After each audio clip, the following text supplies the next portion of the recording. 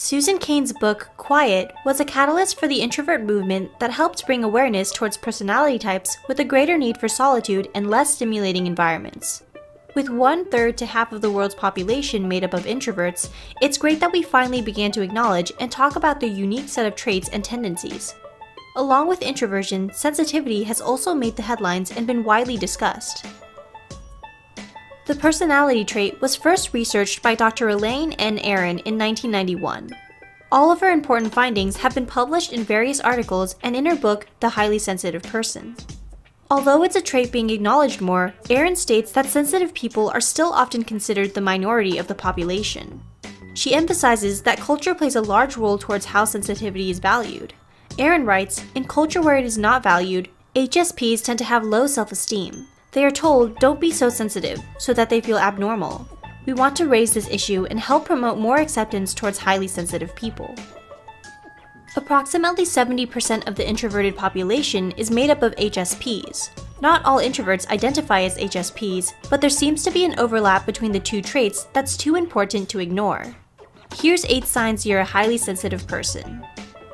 Number 1. You feel deeply and tend to be more emotionally reactive. Have people often called you deep when you provide your insights? Then you may be an HSP. HSPs tend to feel things more deeply and are more naturally inclined to react emotionally towards situations. Dr. Ted Zeff, author of The Highly Sensitive Person's Survival Guide, writes, "They like to process things on a deep level. They're very intuitive and go very deep inside to try to figure things out."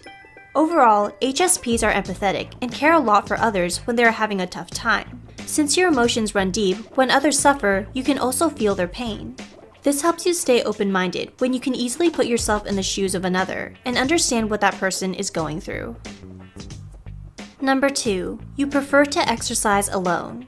Highly sensitive people often avoid team sports because they are uncomfortable with an audience watching their every move. According to Dr. Zeff, the majority of HSPs gravitate towards solitary sports, such as running, hiking, and bicycling. This allows time for you to reflect and get away from overstimulating environments as you simultaneously work on reaching your fitness goals. However, in some circumstances, HSPs may enjoy playing in team sports if they are brought up by a parent who provided a supportive environment that made it easier for them to get involved. If you were encouraged by a nurturing family and good friends, then you may find yourself flourishing in team sports too. Nurturing one's sensitivity is the key to helping them grow comfortable with activities they may not be naturally inclined to enjoy, because it allows them to feel safe to take risks. Number 3. It takes you longer to make decisions because you are concerned about making a wrong or bad decision.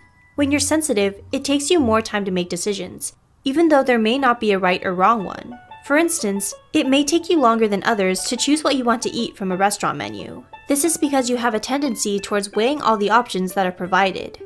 Even if you already have a good idea about what you want to choose from the menu, you can't help but think about the what-ifs and explore the possibility of other dishes based on their descriptions. As a result, when it comes to making big, life-changing decisions, such as where you want to move or what career you want to work, you may often feel paralyzed and overwhelmed by the various potential outcomes you imagine from each possibility. Number 4. You pay attention to subtlety and small details in general. You're sensitive to changes in your immediate environment and the people who surround you. You may notice the small details, such as the new color someone paints their nails or the tiny crack on someone's lamp that wasn't initially there. When you identify as a highly sensitive person, it's hard for you to miss subtlety because you're prone to reading between the lines. Generally, as someone who has a lot welling up inside you, you make it a habit to notice things because everything affects you strongly. Number 5. You are highly conscientious and have extremely good manners. When you're highly sensitive, you care a lot about the way you present yourself and how your own actions may affect others. You tend to be considerate towards others' needs and want to do things in a way that creates convenience, rather than causing trouble for them. You put a lot of effort in even the smallest actions, such as making sure you put an item back where you got it from as you're shopping to prevent troubling a staff member to do it. You're the type of person to always thank your waiter at the end of the night for their service and leave a generous tip. It leaves you feeling uncomfortable when you're not exhibiting polite mannerisms to the best of your ability. Number 6. You are prone to having anxiety or depression, especially if you've had many bad past experiences. As an HSP, if you experienced a lot of negative events in your life, you may have developed anxiety or depression over the years. According to Dr. Aron, this is because your nervous system often operates in anxious mode when you don't feel safe in your environment. Your nervous system is meant to alert you about potential danger, so when it's used to doing that in abundance, it causes you to stay on edge for long periods of time. This is why it's crucial to have parents who nurture your sensitivity with just the right amount of care. If they make you feel ashamed for being sensitive, it prevents you from understanding and using your sensitivity in a productive way that can help you grow. But if they protect you too much because of your sensitivity, then it may cause you to have difficulty making transitions in life and adapting to new situations. Number 7. Violent or horror movies are not your cup of tea. When you're highly sensitive, you are overly stimulated by violent or horror films that sensation seekers often get a good adrenaline rush from. Realize that there's nothing wrong with turning down horror movies. Your nervous system will be much happier that you did what's best for you. Number 8. You work well in team environments. When you're highly sensitive, you tend to be a deep thinker. This makes you a valuable person in team settings, because you're able to analyze situations and figure out how everyone's strengths and talents can be used to help the team work more efficiently. In addition, you can also identify many of the pros and cons when it comes to decision making.